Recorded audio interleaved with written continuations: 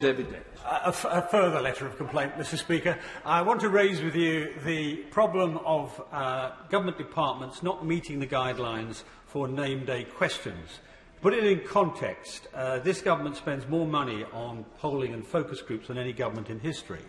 And there may be good reason for that, but for the last year they have resisted adamantly all freedom of information requests about that subject. So I put in 5 name day questions on specific elements of it. Not one of them was answered on time. Indeed, not one of them has been answered yet. This is not unusual. Other departments also resist answering name day questions, and this is an instrument which is critical for holding governments to account.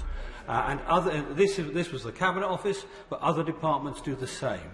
Mr. Speaker, can I ask you to get the House authorities to speak to the government about meeting these guidelines so that our attempts to hold them to account are more effective?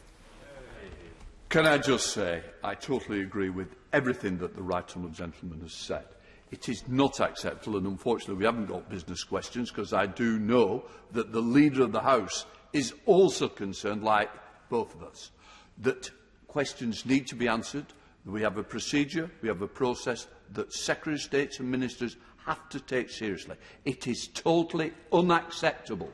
We are elected by our constituents expect a service, and that service is being denied by ministerial departments. Well, it's not acceptable. We'll continue to take it up.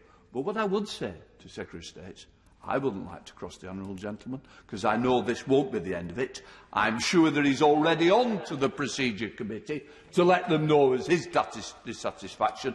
But I'm dissatisfied. The message needs to go to the heart of government. Take MPs seriously from all sides. They deserve the service, so do their constituents. Not acceptable. Let's keep in touch on it. Right, we have a little bit more.